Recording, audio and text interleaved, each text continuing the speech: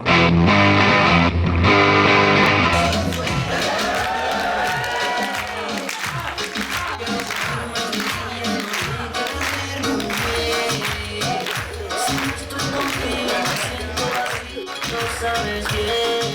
tout le monde. Je vois qu'il y a des sourires. Tout le monde est super content d'être ici. Ça tombe bien, moi aussi. Donc s'il vous plaît, niquez pas mon délire. Non, je veux déjà venir avec vos potes juste après le spectacle en mode j'ai pas du tout accroché à son sketch. Non. Ah, il manque un truc dans la blague, tu vois. Et quelqu'un que tu vois, gros, t'as payé 8 balles ta place, hein. T'avais pas voir Thomas Gijol.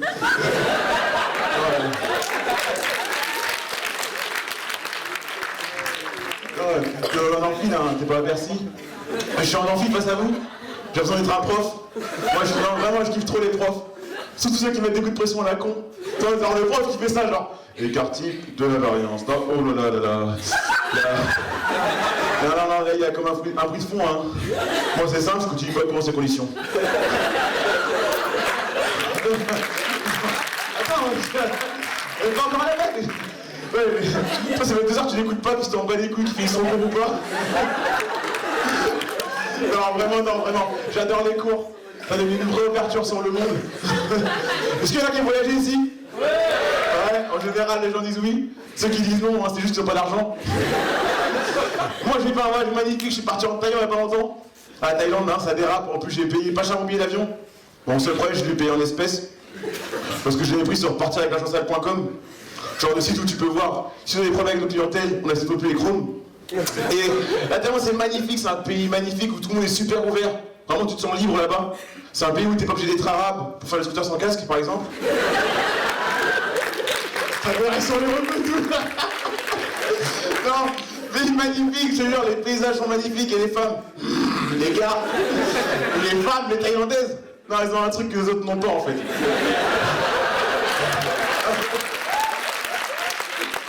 Les bâtards. Toi, c'est à cause des clichés comme vous là que j'ai niqué mes vacances, wesh. J'allais partir, tout le monde était là. Fred, tu vas en Thaïlande?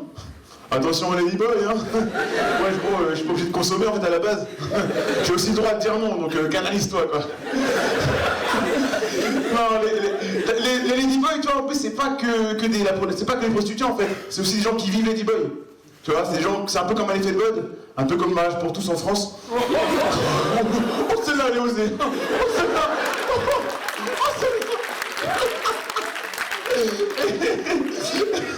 Et moi, la première fois que je suis parti au resto, non, viens, ça déraille, je suis parti au resto, j'appelle la serveuse, elle se retourne, grosse pomme d'Adam. Ah non, je me suis barré en fait, hein.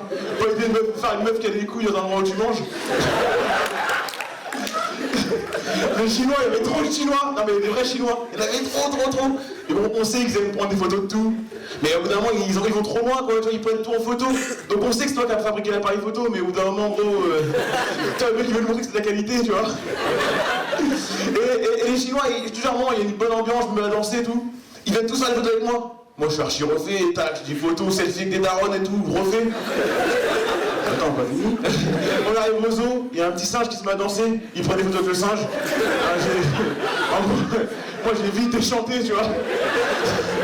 Et en fait, genre j'étais trop flatté, mais en même temps trop surpris. Parce que bah en France c'est rare que les inconnus me prennent en photo. Enfin ça m'est déjà arrivé une fois, mais c'était en garde à vue, donc comprenez mon étonnement. À Bangkok j'avais pris un petit hôtel. Vraiment stylé. Mais le problème c'est que pour aller à la rue, fallait que je passe tous les soirs par un petit pont. Et sur ce pont, il y avait tout le temps des chiens qui se réunissaient le soir. Je sais pas pourquoi la journée, je sais pas ce qu'ils faisaient, peut-être qu'ils avaient un travail, frère. Ils étaient là que le soir, tu vois. Et un soir, je me rappelle, je suis avec un ami à moi, on va au taxi. J'avais déposé juste en fait. Et il y a le chef qui bloquait l'escalier. Comment j'ai reconnu que c'était le chef? Genre il avait un costard à Tony Montana. Moi ça m'aurait même pas étonné qu'il s'adresse à moi qu'il me fasse Frédéric, toi là, gringo. Tu m'as beaucoup déçu, Frédéric, tu m'as beaucoup déçu. Et donc moi, je vois ce chat qui nous bloque la route, je regarde mon pote, je prends mon courage à deux mains, je pars chercher le carte de l'hôtel. Je me suis dit, lui, c'est un local, tu vois, il connaît ces bails-là, il connaît un peu, tu vois, ces chiens, tout ça. Genre il va avoir une vraie solution, un truc logique. En fait non, il va juste lancer des pierres. Donc bref, on passe et tout, tu vois. Je dépose mon pote, je reviens 10 minutes plus tard. Il y a 10 chiens qui m'attendent debout, tu vois, sur le pont. C'est simple, je regarde le pont, je regarde mon hôtel, changé d'itinéraire, je suis passé par Montparnasse, Opéra de Sydney, Times Square, un vrai road trip. Une bande de 10 chiens qui l'attendent pour régler ton compte. Vous avez rien ou quoi?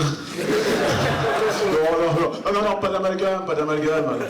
J'adore cette phrase, pas d'amalgame. Ah non, on va faire un amalgame là. Bref, l'amalgame, tout ça, non, pas d'amalgame. J'adore les communautés en fait. Je suis dans toutes les communautés parce que je reconnais en fait leurs défauts, leurs qualités. Par nous, les Noirs, c'est la danse.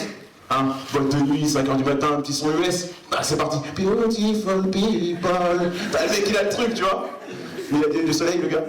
5h du matin, lunettes de soleil. Pourquoi? Explique-toi un peu ton délire. Hein. Les communautés, le mélange des communautés, c'est super important. Ça sert vraiment au métissage. Aujourd'hui, je suis fiancé et ça. Ouais, désolé les filles. Je suis fiancé et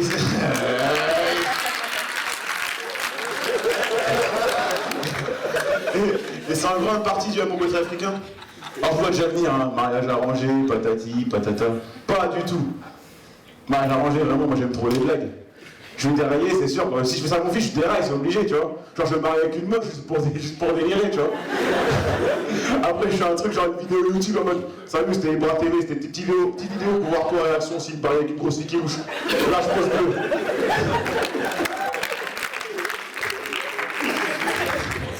Non, c'était pas un mariage à manger, non, c'était un mariage forcé. Un mariage forcé, c'est quoi en fait? C'est quoi la différence? C'est quand tes grands-parents ils te font du bled pour te mettre un peu de pression sur la vie. Hein, ça donne un truc du style. Frédéric, tu es là mon petit, viens un peu. Tu as quel âge maintenant? 21 ans, hein? Tu sais qu'à cet âge, j'étais déjà marié avec 5 enfants. Oh papy, tu vas pas reprendre avec le mariage. Non, tu lèves la voix sur qui là? Hein? Tu sens le monsieur là, tu te sens le monsieur aujourd'hui même, hein? Tu te sens le monsieur là parce que tu vis dans des appartements luxueux avec électricité, eau potable, majordome blanc. En fait, le majordome blanc, pour comprendre, c'est juste mon colocataire en fait. Un jour, il nous a mangé, mon grand-père, il n'a pas compris le délire, tu vois. Tu ne vois donc pas que je suis déjà périmé, hein? Et par conséquent, tu vas trouver une femme bien et me donner un héritier que je lui inclus que la culture africaine. Non, vraiment, ça a donné... En tout cas, ce coup de pression m'a quand même mis devant le fait accompli. J'ai pris conscience de plein de choses. Et aujourd'hui, je suis fiancé avec une fille magnifique, belle, attentionnée, pour qui je donnerai tout. Tu dis, il est mignon, hein? Maman, elle est juste filmée, là. Ah, c'est pour moi.